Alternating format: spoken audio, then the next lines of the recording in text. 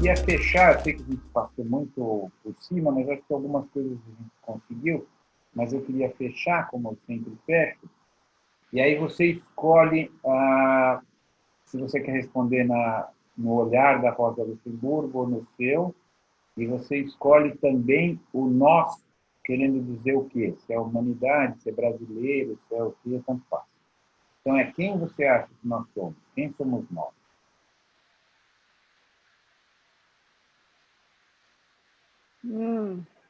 Nós, os brasileiros. Vamos pensar, nós, os brasileiros, né?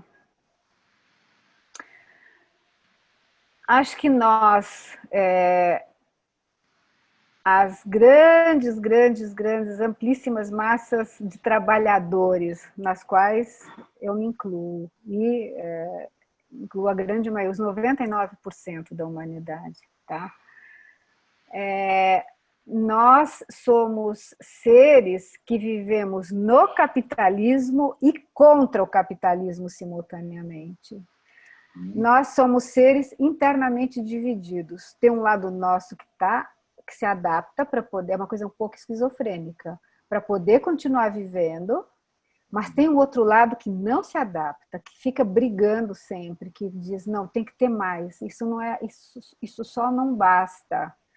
Sabe? Daí eu lembro da música do Caetano, que eu até escolhi, Cajuína, existirmos, a que será que se destina?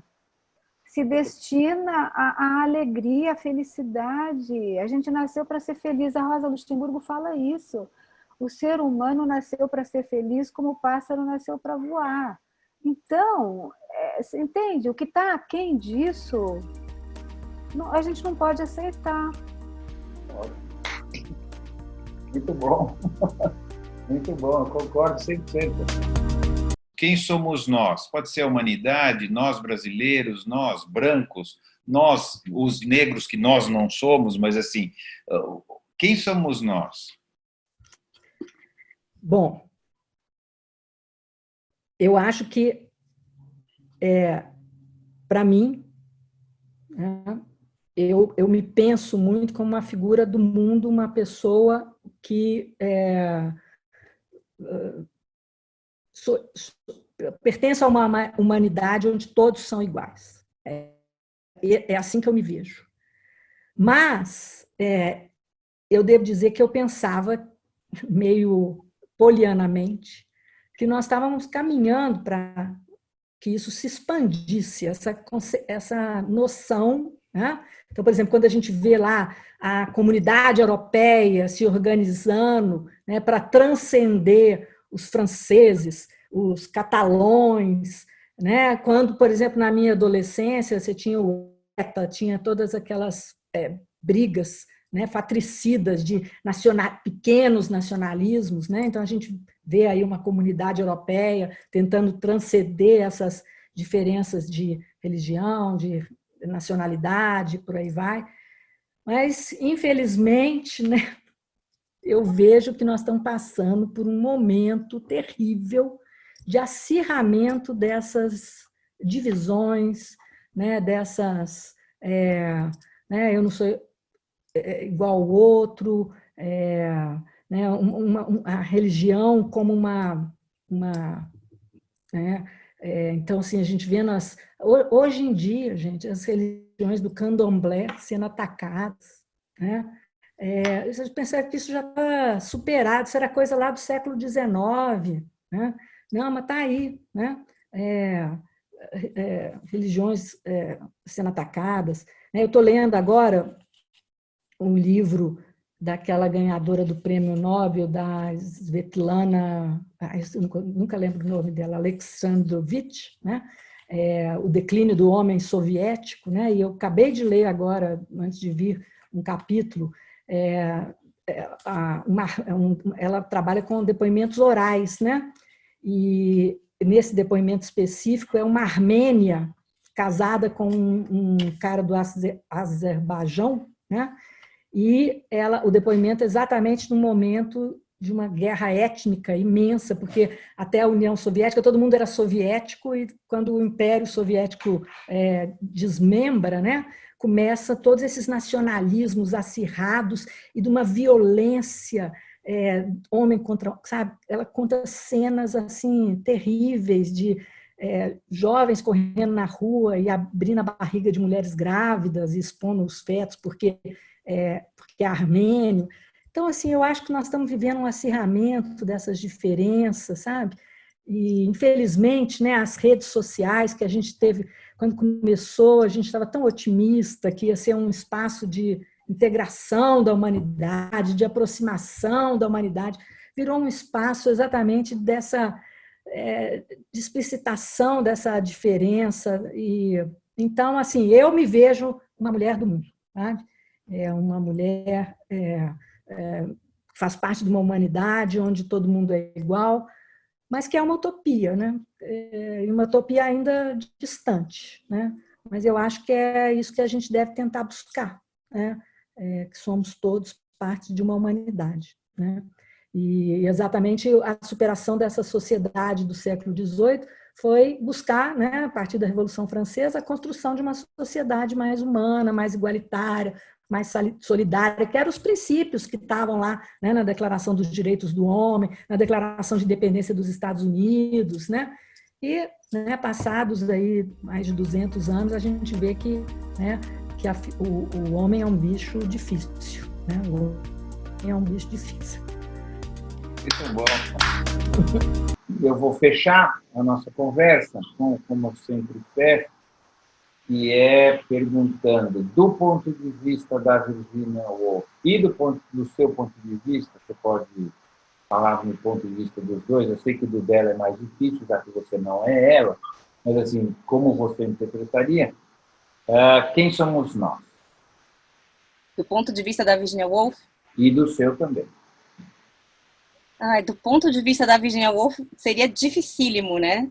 Eu tenho até medo, né, de falar alguma coisa, porque eu acho ela tem um olhar, muitas vezes, tão satírico, né?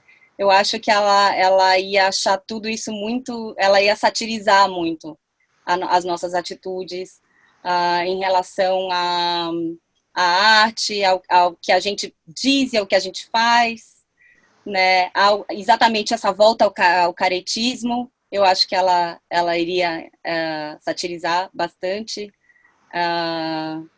Ao mesmo tempo, acho que talvez ela nos achasse mais abertos ao novo, talvez, né, principalmente do ponto de vista das mulheres, principalmente com inserção de outras mulheres, né, porque ela era uma pessoa contraditória, bastante contraditória, mas existia um desejo genuíno dela de inclusão, né, de uma sociedade mais igual, né, e isso ela via muito com Leonard, que era marxista convicto, né. Então, assim, eu acho que talvez ela visse isso com bons olhos, né, essa nossa tentativa, né, de incluir pessoas diferentes nos círculos que eram relegados somente a certos eleitos, né. Para você? E para mim, eu acho que somos um pouco loucos, justamente, talvez um pouco pelos mesmos motivos, né, porque eu acho que talvez a gente perca muito tempo com coisas que não nos interessam de verdade, em vez de tentarmos parar um pouco. A gente quer correr rápido demais, né? Então quer acabar com tudo rápido demais, né? Não existe mais um tempo para si mesmo, não no sentido mais como falaria, mais besta, mais bobo, né? Um tempo para mim. Não. Um tempo realmente de sentir as coisas, de parar para olhar, né? Então a gente acaba deixando isso de lado porque já tem uma outra coisa que vem e a gente acaba aceitando isso como uma coisa normal para nós. Então, loucos nesse sentido. E acabamos sofrendo, porque as nossas experiências acabam ficando vazias. Elas não têm como adquirir uma profundidade, porque não existe o tempo para que essa profundidade se crie, né? Então, eu acho que isso causa muito sofrimento na gente, no fim das contas, porque alguns anseios que a gente tem, eles não vêm rápido. Não são, as respostas, mesmo que provisórias, elas não vêm rápido para a gente, elas vêm depois de tempo, né? Então, eu acho que nesse sentido nós somos um pouco loucos, né? A gente tem que parar um pouco. Eu vejo muito agora, principalmente na pandemia, que as pessoas foram forçadas a parar, né? Eu pesquisei muito, né? Fiquei observando muito esse olhar que seria o olhar de uma escrita feminina, que era o olhar de quem obrigatoriamente estava parado, encerrado, né? Historicamente, eu digo. E esse olhar, como ele traz uma profundidade, às vezes, nas coisas ínfimas, né? Uma magnitude para o ínfimo, para um detalhe, para uma relação, para aquilo tudo que não é considerado grandioso, não é um acontecimento histórico, não é uma coisa fenomenal, é uma coisa pequena do dia a dia, mas que, às vezes, se você for olhar dentro de si, aquilo tem tanto mais sentido do que um acontecimento grandioso, né? Então, eu acho que esse olhar, né, a gente tem que resgatar um pouco, tem que aproveitar a pandemia que nos retornou esse olhar, né? Todos nós viramos mulheres, né, nesse sentido, né, no sentido do histórico, né, das mulheres encerradas, das mulheres em casa, né? Todos nós tivemos que olhar para o pequeno, tivemos que olhar para o repetitivo e trazer significado para isso, né? Para as nossas vidas, que são, né? Se a gente olhar assim mais friamente, são pequenas, né? No universo gigante, são pequenas, são fulgurantes, são fósforos que vão se riscar e vão se apagar, né? Então, como trazer significado a isso, né? A esse fósforo que está riscado, eu acho que é por essa profundidade de espírito, eu acho. Boa, muito bom. Quem somos nós? Bom, em uma frase eu diria que nós somos poeira das estrelas. Nós não somos nada, meio talvez niilista demais. É uma pergunta difícil, né? Eu acho que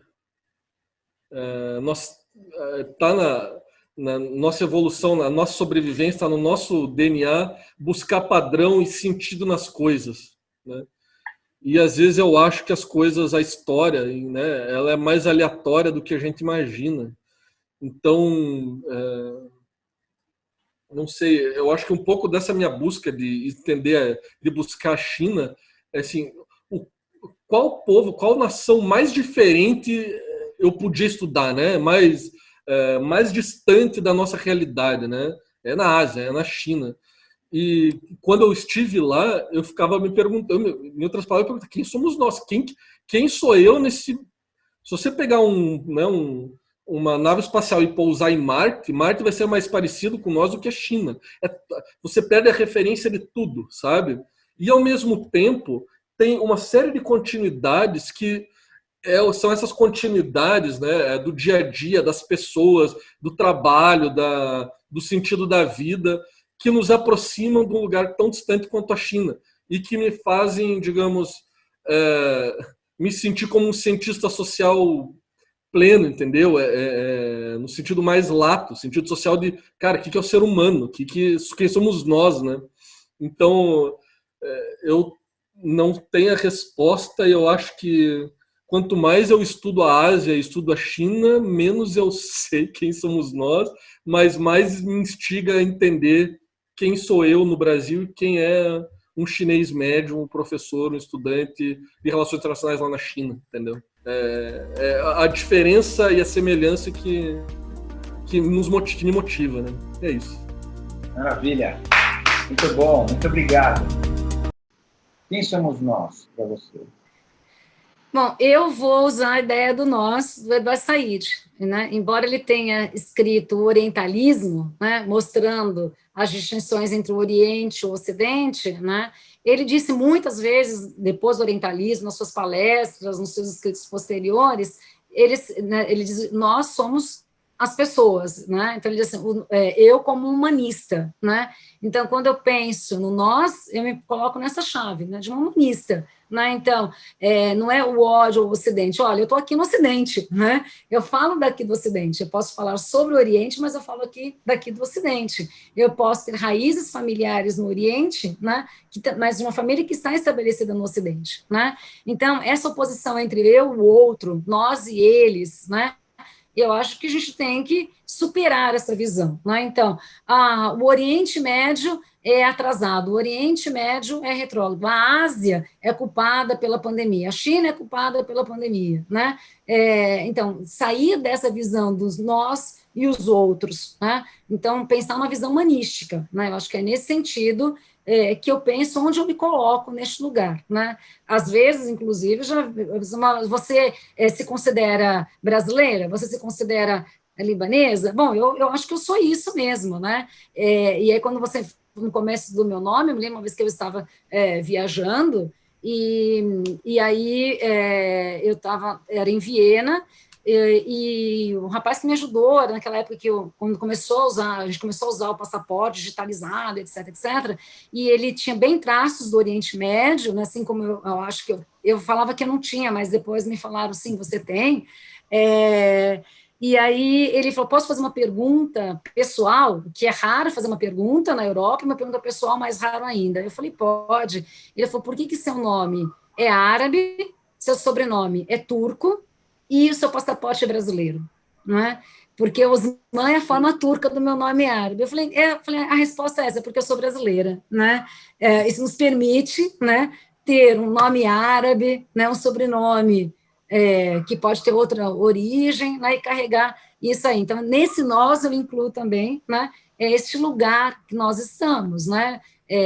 Que nós somos a parte do mundo, né? Então, obviamente, né, quando a gente pensa nas questões do Oriente Médio, a gente não está pensando só parte do Ocidente, né? Nada existe à parte. A história, e isso é uma frase do Subramanian, do historiador, né? Sanjay Subramanian, ele chama das histórias conectadas, né? A história do mundo sempre foi conectada, né? Então, não existe a história do Oriente e do Ocidente, existe a história, né?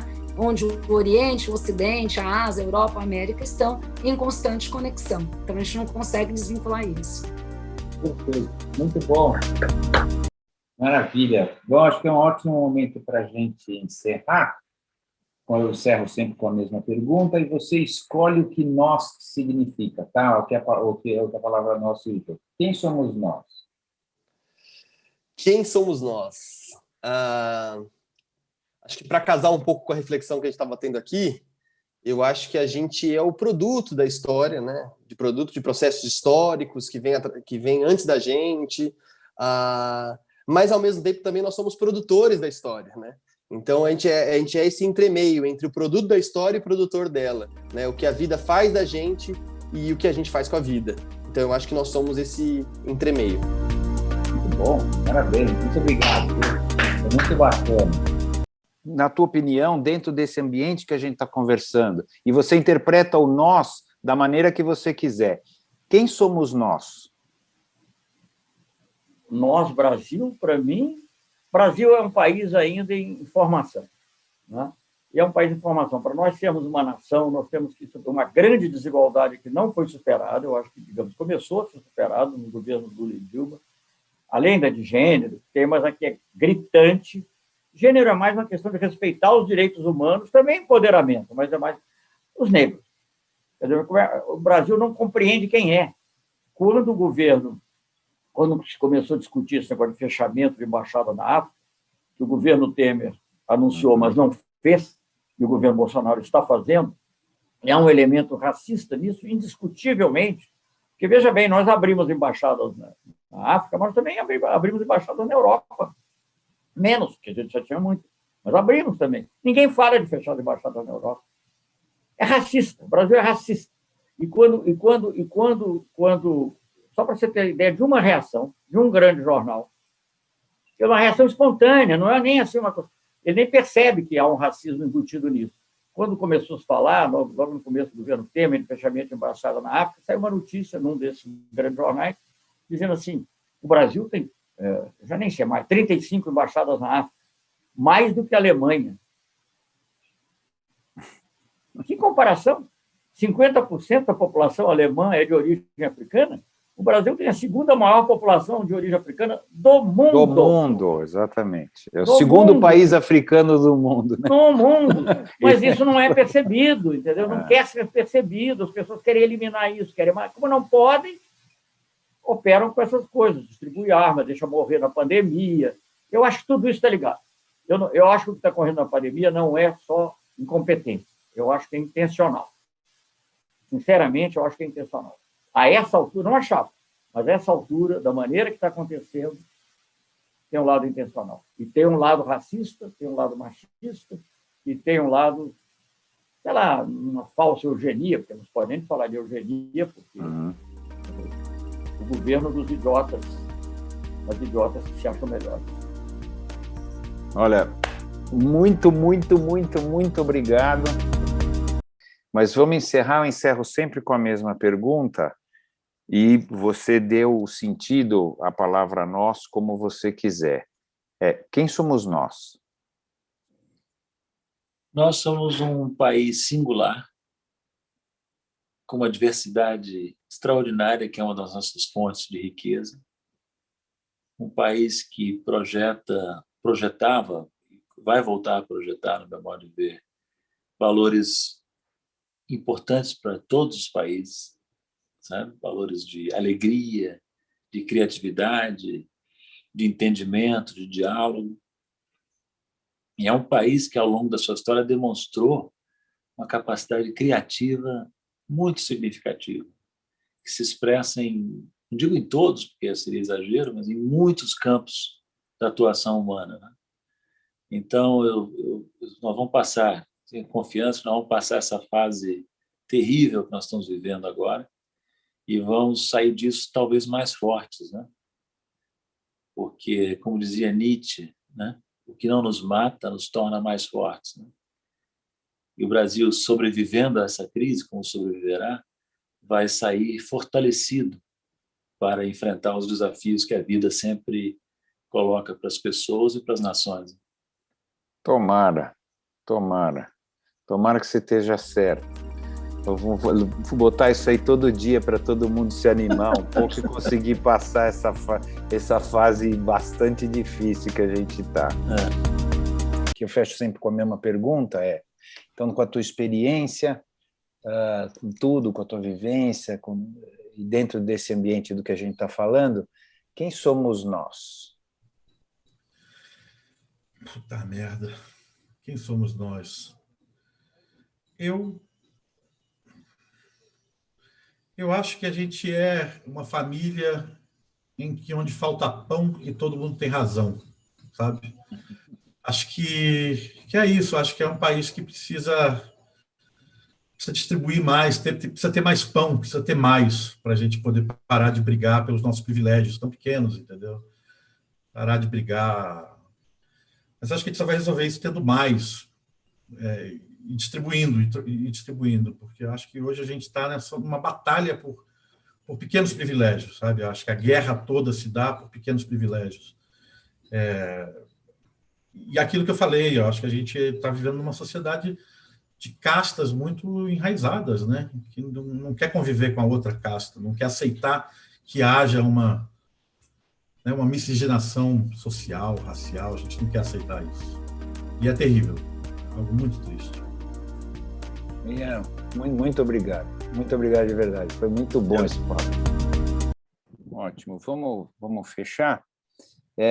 Dentro da tua experiência de vida profissional e tudo, quem somos nós? E esse nós você pode escolher se é o país, se é os seres humanos, se é brasileiros, né? Escolha o nós e quem você acha que nós somos.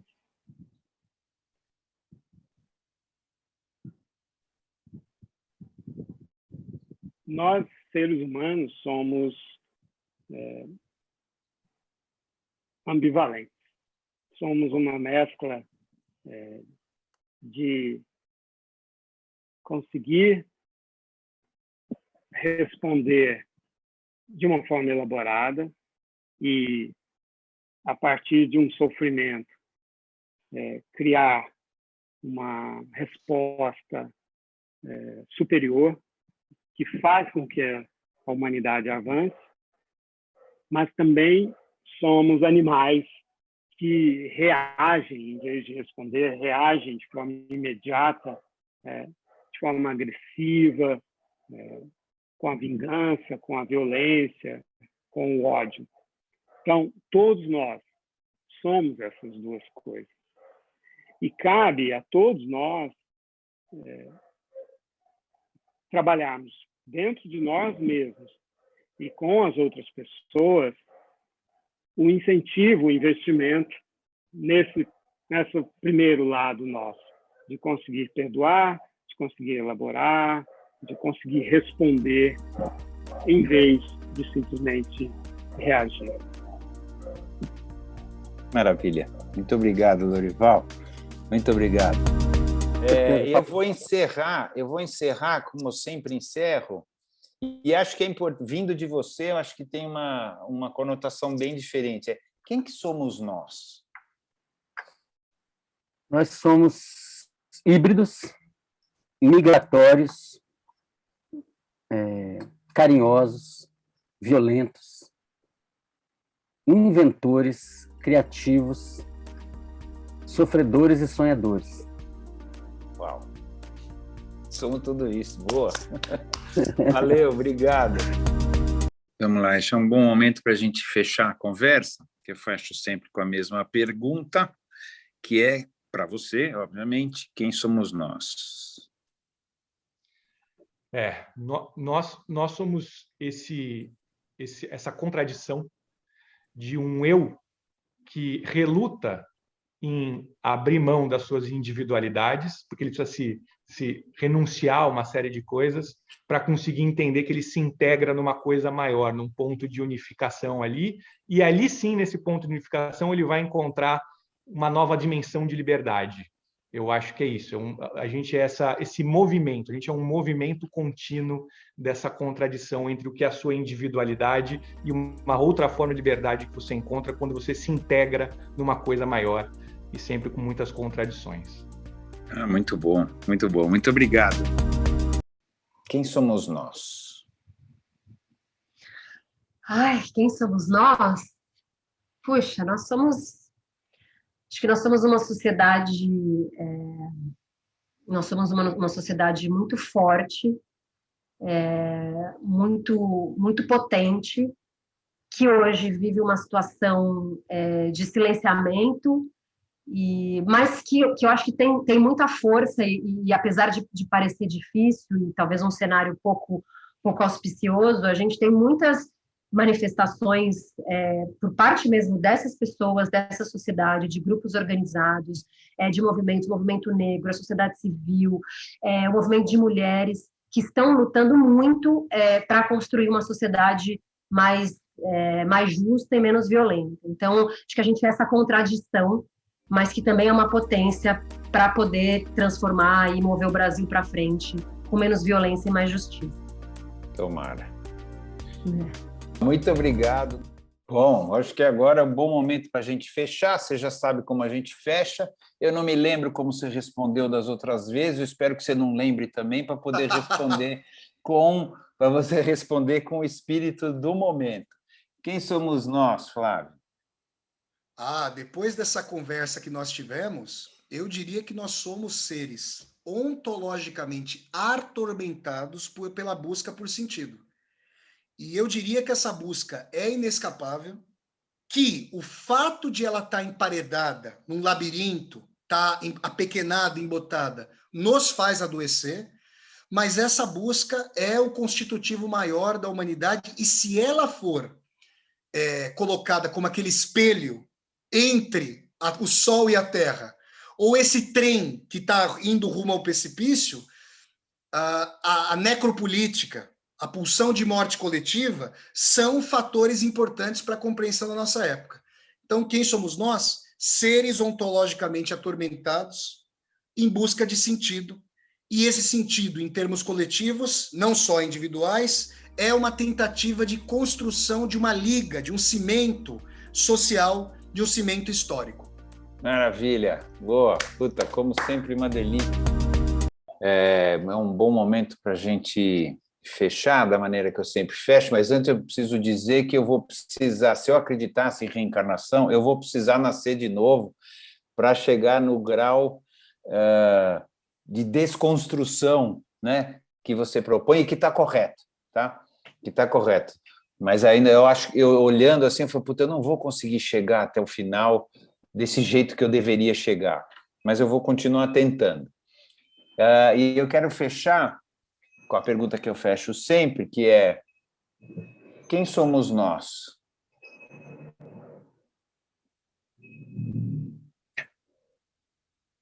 Eu acho que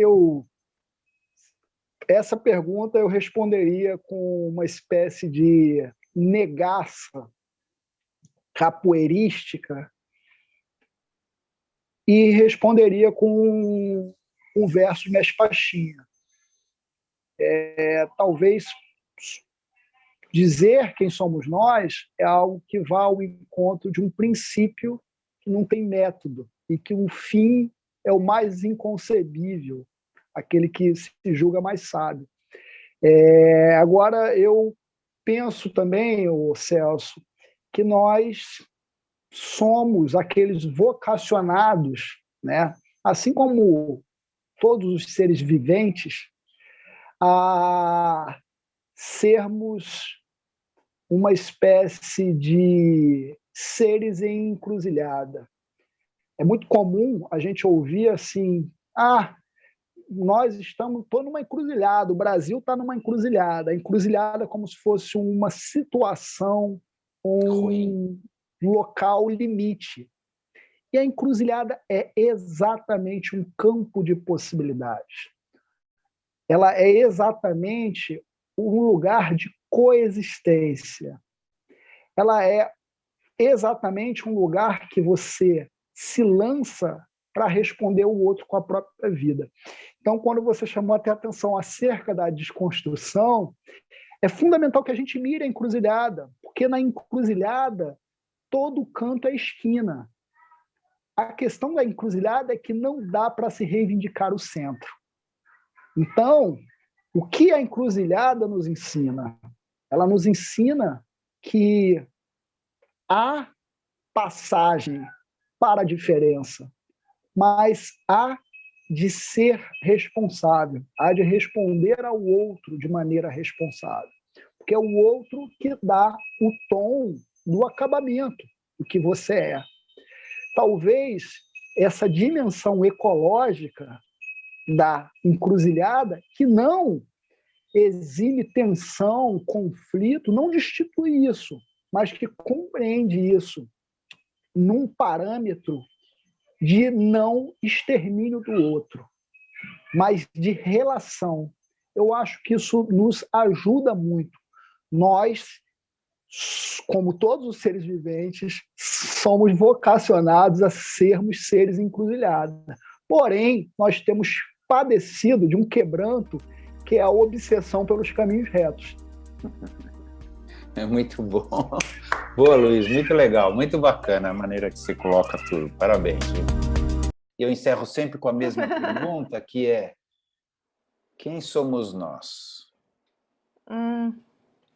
Nós somos muitos. Eu acho que nós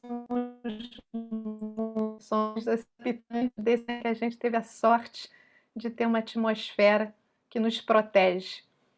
E eu espero que a gente possa zelar por essa atmosfera e ainda existirmos, né, na nossa tão vulnerável humanidade por muitos e muitos milênios. Tomara. Olha, muito obrigado.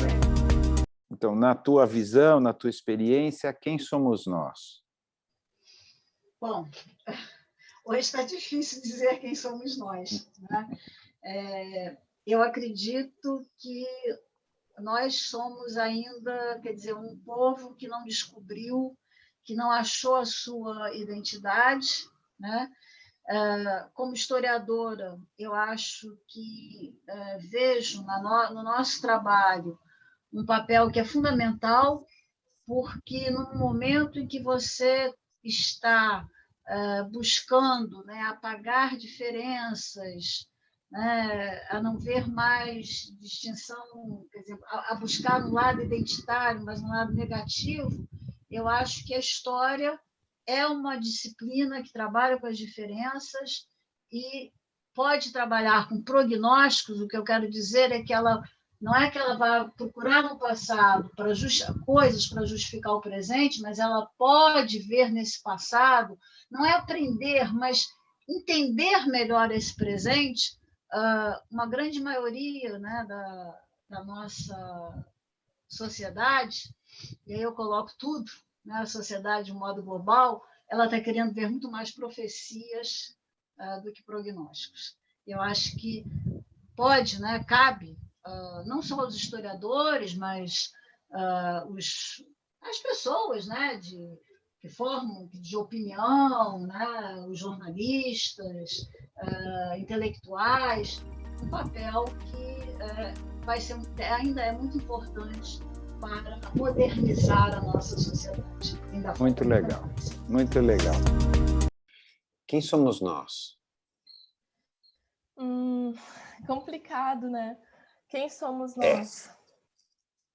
Simone de Beauvoir provavelmente diria que cabe a cada sujeito dizer o que ele é, que eu não posso falar de uma forma totalizante, né, do que nós, seres humanos, somos. Cada um deve agir conforme o que quer ser.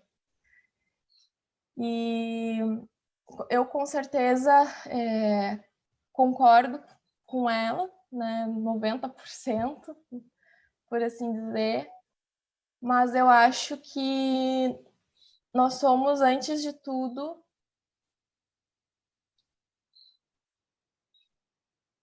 membros de uma comunidade humana.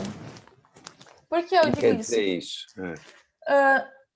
Nenhum de nós existe sem vínculos, nós precisamos do outro, inclusive para aprender a falar, e do ponto de vista social isso é mais amplo, né?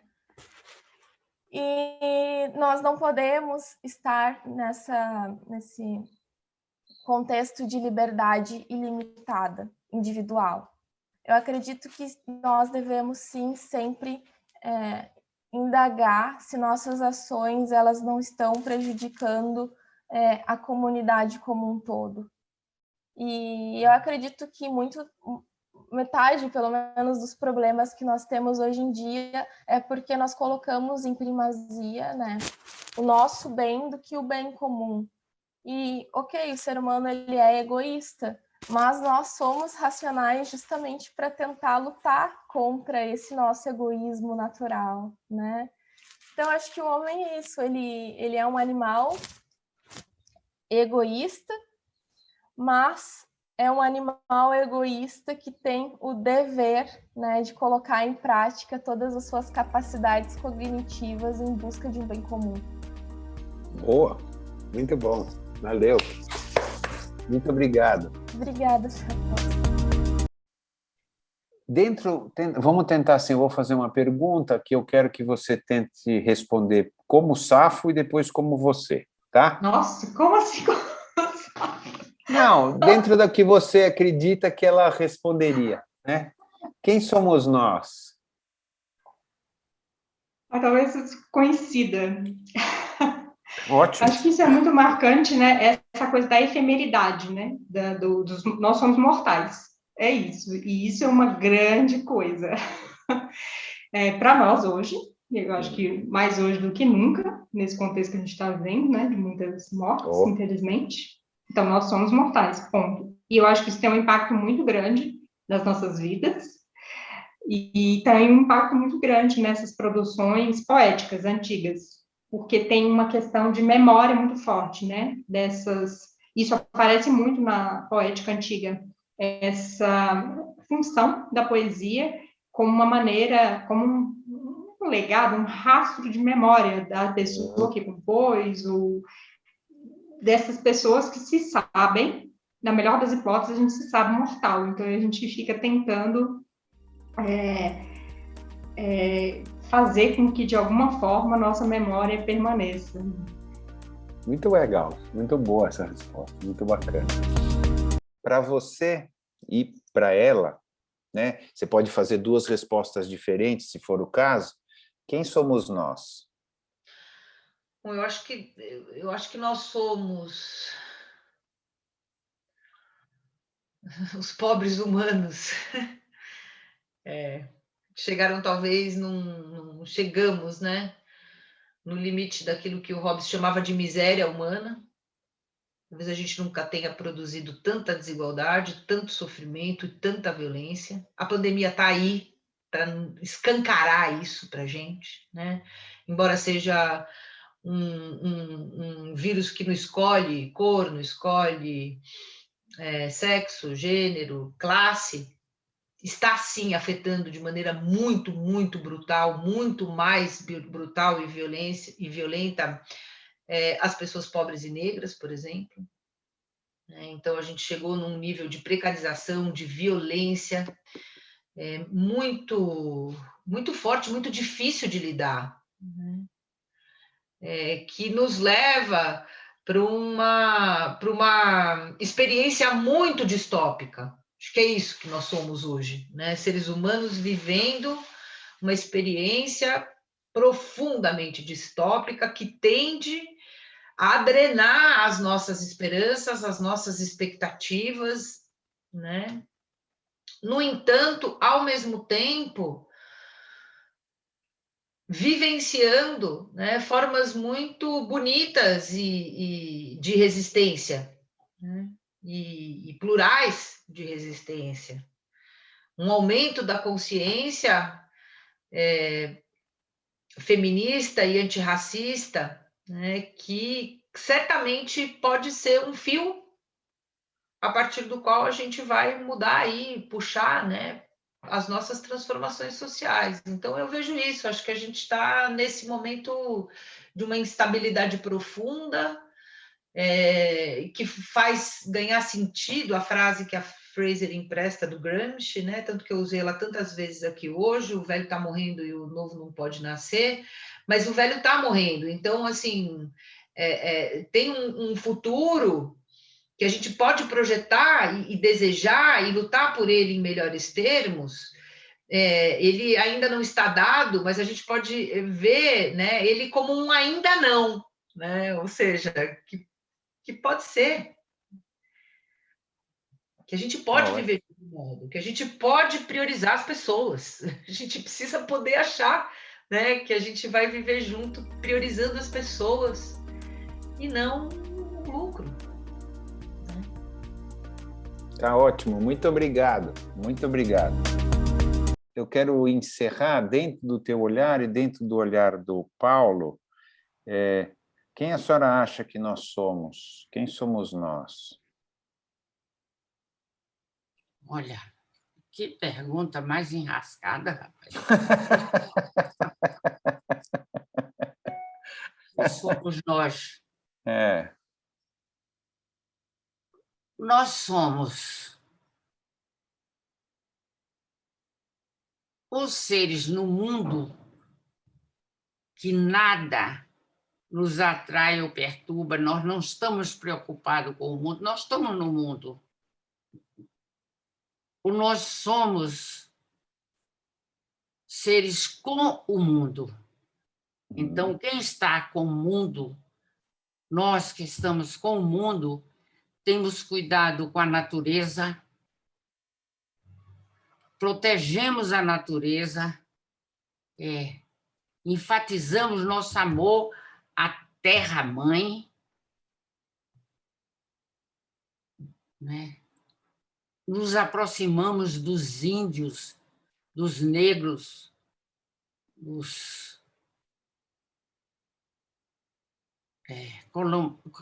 quilombolas. Então, nós somos, eu me julgo uma pessoa pertencente a esse grupo, sabe? Que gosta, que fosse um mundo, que Paulo dizia, onde fosse mais fácil amar. Sabe? Paulo queria pertencer a um mundo que fosse mais fácil amar. Bonito. Eu acho que é isso. Muito bonito. Vou encerrar aqui o nosso programa, como eu sempre encerro, que é perguntando para você, dentro do ambiente que a gente está conversando, a maneira que você nos enxerga, quem somos nós? É uma boa pergunta, Celso. A minha resposta será uma resposta de cientista, né? Frente a essa pergunta, a minha tendência é sempre responder que nós, humanos, somos, na verdade, produto de duas coisas, né? Produto de um código, né? Cada um de nós tem um código que é lido e transformado em realidade no meio em que a gente evolui, né? Ao longo da nossa trajetória pela Terra. E assim, pode parecer um raciocínio muito reducionista, mas a ciência está mostrando que esse raciocínio não é tão reducionista, né? Esse binômio código e meio, ele já explica muita coisa e eu acho que ele explicará muita coisa ainda no futuro, né? Eu poderia chamar código para você do nosso DNA ou nosso genoma, né? Mas a ciência já está mostrando que o código é muito mais que o DNA ou o genoma. Está emergindo uma nova ciência, né, mostrando que existe um epigenoma, né? Existem várias camadas, né, na variabilidade genética que conforma o nosso código, né? Cada um de nós tem o seu código único, né? Não existem dois códigos iguais, nem gêmeos idênticos. Isso, nem gêmeo, por causa da epigenética, tá certo? Por causa dessas outras camadas. A epigenética é uma camada que nós estamos descobrindo, certamente existem outras camadas, viu, Celso? Existem sinais que vamos descobrir outras camadas. Então, esse código, ele encerra tanto, né? E a gente entende tão pouco desse código, e mais, esse código, na relação com o ambiente onde nós transitamos e vivemos, é isso que nos conforma, né? Eu acho que, no fim das contas, esse binômio código-ambiente vai explicar, né, o que somos, né? Por que somos como somos, né? Por que a gente se comporta como a gente se comporta, né? Por que eu acredito em espiritualidade, né? No fim das contas, esse binômio, né, vai nos explicar e vai nos dar, talvez num futuro ainda muito longínquo, uma resposta mais precisa, né, do que somos nós. Genial, ótimo, muito obrigado. Vou encerrar com a pergunta que eu encerro todos os programas. Quem somos nós? Nós somos engenheiros ecossistêmicos. Engenheiros ecossistêmicos são seres que são capazes de, através da engenharia, reverter o cenário que a gente está manejando os ecossistemas no planeta Terra. Então, eu acho que nós, como seres, como engenheiros ecossistêmicos, a gente tem a capacidade e o conhecimento técnico e engenheiro para a gente regenerar ecossistemas no mundo. Tomara que esteja certo. Tomara que dê tempo disso acontecer. Dê tempo, gostei, exato. Eu também espero. Quem somos nós? Uau! Ai, eu não sei agora para onde sair. Quem somos nós? Vai. O que me ocorreu primeiro agora. Manda. Nós, que tem essa coisa muito dos nós e eles, né? Nós, eu acho que somos as pessoas a favor da civilização, né? A favor do conhecimento, a favor da ciência, né? A favor da solidariedade, da igualdade entre as pessoas, né? Da valorização da diversidade, da cultura, né? E a alimentação tem muito a ver com essa coisa. A alimentação é uma fonte de afirmação da diversidade cultural, né? O nós, para mim, é isso. O nós é a civilização. O eles é a barbárie, né? É a anticiência, é o ódio, é o egoísmo, né? É o ódio à cultura, é queimar livro, né? É intolerância, né? Eu acho que é isso. E o mundo hoje está numa encruzilhada, porque o eles aí, que costumava ser uma coisa muito pequena, teve aí, por alguma razão, que os sociólogos irão nos explicar um dia, teve, inclusive no nosso país, uma ascensão, né? Então, o nós é a gente evitar que isso seja realmente um acidente no Brasil e no mundo, né? Essa ascensão dessa extrema-direita, enfim, do ódio, da intolerância, da anticiência, né? Da barbárie, né? Que isso dure muito pouco tempo. Esse é o meu desejo. Tomara. Do ponto de vista, então, dele, né? Tentando, dentro da obra, desta obra, que é a grande obra e tal dele, não vou falar de única, mas dá para chamar de única, né? Sim. Quem ele acha que nós somos? Quem somos nós do ponto de vista dele?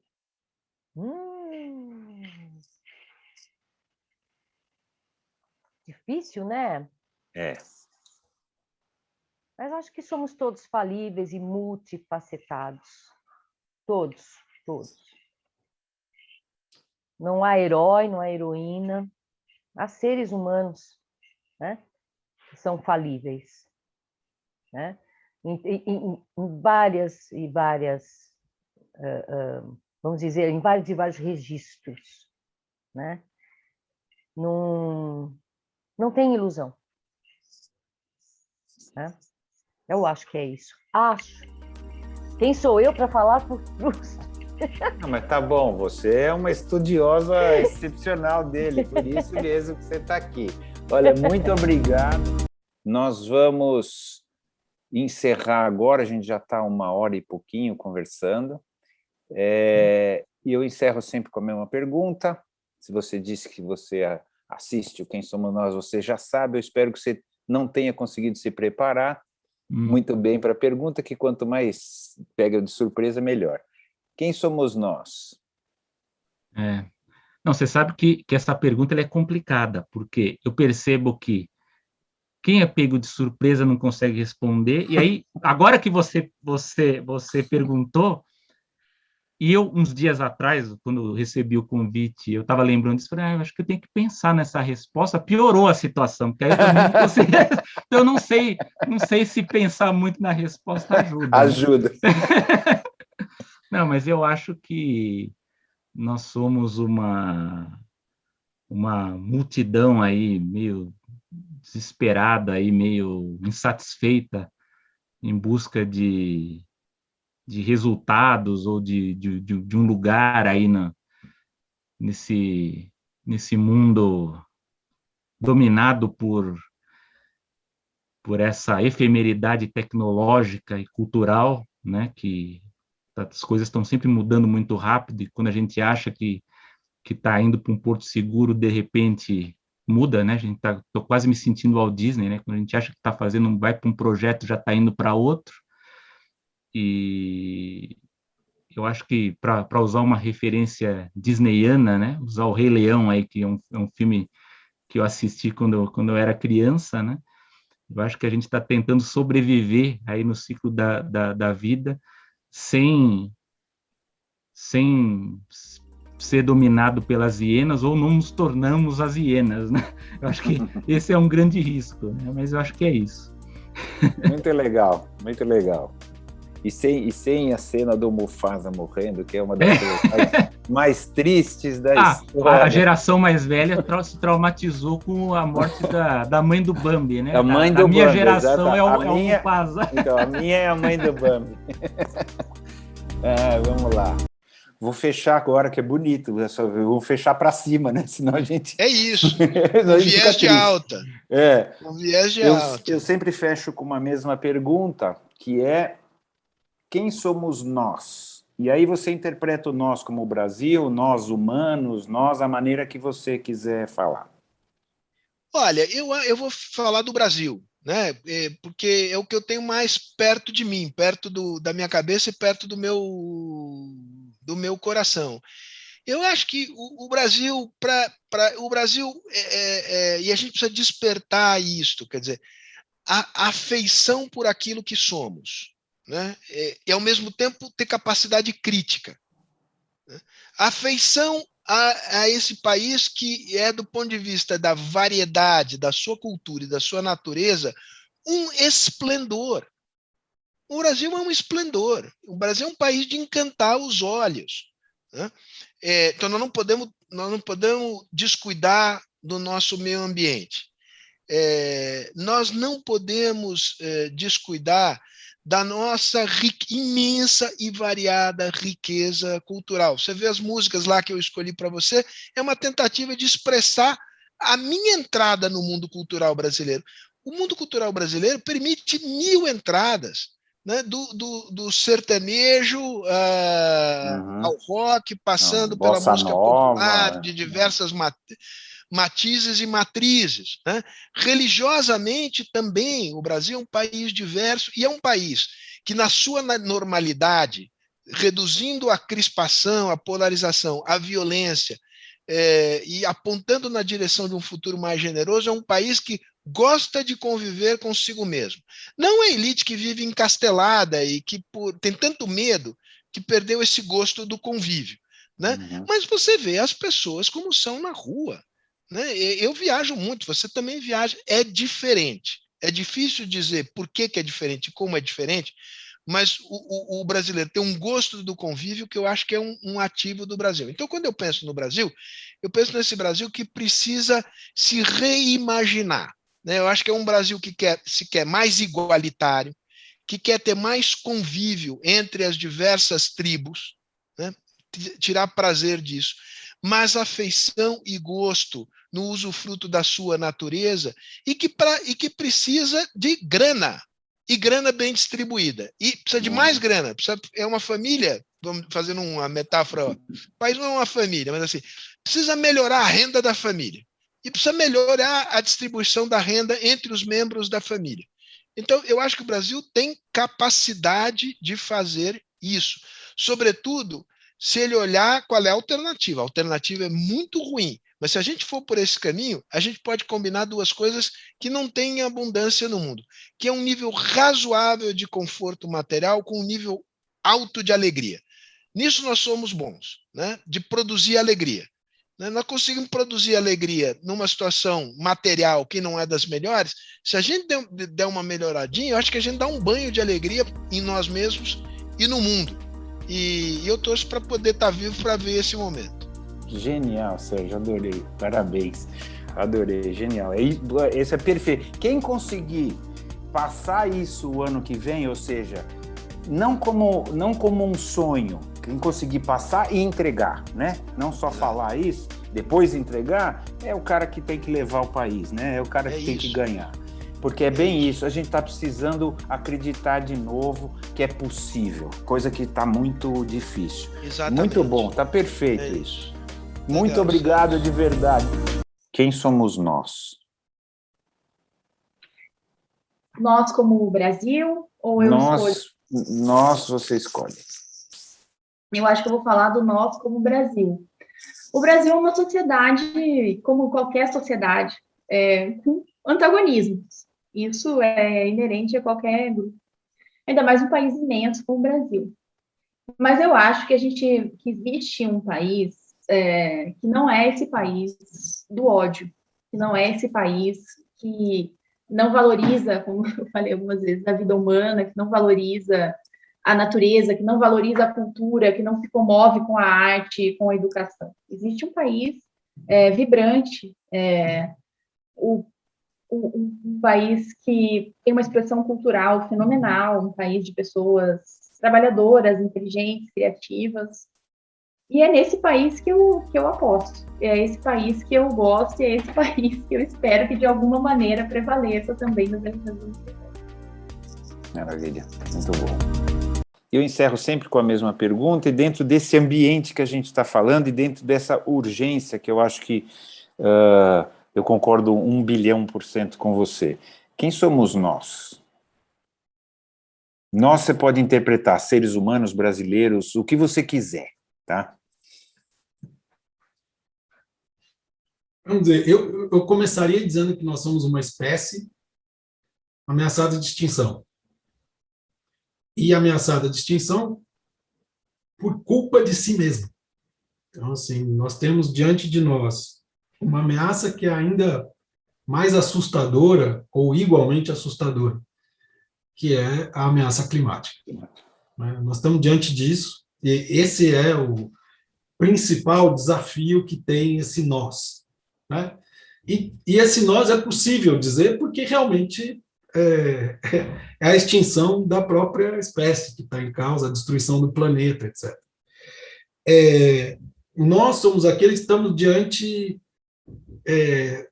da possibilidade de continuar vivendo, de estabelecer as nossas relações de maneira democrática ou não. Certo? E aí, também acho que não é só no Brasil isso, né? É um problema mundial. Né? Pela primeira vez, a democracia está, de fato, desafiada na sua base, como não só regime de governo, né? Mas como forma de convivência entre as pessoas, como forma de vida. Então, eu acho que o que somos nós quais serão as respostas que nós daremos a essas duas perguntas, das quais depende a pergunta crucial da emergência social. Ou seja, se nós vamos conseguir defender o planeta, se nós vamos conseguir defender a democracia de tal maneira que nós tenhamos uma coisa chamada solidariedade. Nós sejamos capazes de produzir solidariedade, e isso significa, muito concretamente, produzir condições de vida dignas para todo mundo que habita esse planeta. Certo? É esse que eu acho que é o desafio do nós. Se esse nós não conseguir responder bem a esses três desafios, não haverá nós. Ou Concordo. haverá nós no sentido de nó gordo. Né, eu concordo 100%. Agora, pessoalmente, você acredita que a gente vai conseguir? Eu sou bem pessimista, tá, em relação a isso. Então, eu já adianto a minha resposta. Eu concordo 100%, mas eu acho que não vejo condição da gente conseguir. Tá, não estou torcendo para isso, né? Pelo amor de Deus, estou falando como, olhando assim, a chance disso acontecer é mínima. Pessoalmente, se é que você quer responder essa pergunta, o que você acha? Sim, eu te devolveria uma pergunta. Qual é a alternativa? É o que você falou, é a extinção. E eu acho que pode ser que aconteça. Sim, claro, a extinção é o que tem para hoje, certo? Então, assim, dado que a extinção é o que tem para hoje, o que nós vamos fazer? Certo? Se a gente continuar agindo como vem agindo em relação ao clima, que eu acho que mostra muito como que a gente age, a gente, eu digo todos nós, tá? Como que a gente age em relação aos problemas, eu acho que a chance de chegar a um grande acordo e que a gente consiga, seja na democracia, seja do clima, seja do fim da fome e da miséria, parece muito pequeno. Celso, tem uma coisa que é o imprevisível, né? Tem a coisa que é a única coisa que vale a pena viver, a única coisa que vale a pena na história é a gente saber, olha, na pior situação acontecem coisas que são imprevisíveis, que a gente não conseguia prever, que são boas, certo? Tem várias coisas que são ruins. Mas acontecem também essas coisas imprevisíveis que mudam o jogo, porque tem muitas tendências e muitos processos subterrâneos que estão acontecendo no momento que a gente conversa e que a gente só consegue detectar quando eles explodem, quando eles erodem e tal. Quando eles fazem a erosão do solo, né, que eles surgem, que eles emergem. Então, eu acho o seguinte, a gente tem que continuar tentando evitar o desastre. Concordo, concordo. E tentar evitar o desastre significa, em algum momento, o jogo pode virar. E a gente precisa ter essa firmeza de que a gente não tem alternativa. Diante do desastre, a gente não tem alternativa a não ser continuar dizendo temos de evitar um desastre. Eu concordo também. Eu concordo também. Coisas imprevisíveis podem acontecer que sejam boas. Torço muito para que aconteça. Vamos torcer. Mas eu tento agir também, exatamente. Não é só torcer lá no cantinho, tem que agir e tentar empurrar as coisas para esse lado. Esse programa aqui, essa conversa, é um pouco isso também, uma tentativa de empurrar para esse lado. Isso não quer dizer que eu acho que vai acontecer. São dois assuntos diferentes, né? Mas tá bom, olha, obrigado, muito obrigado.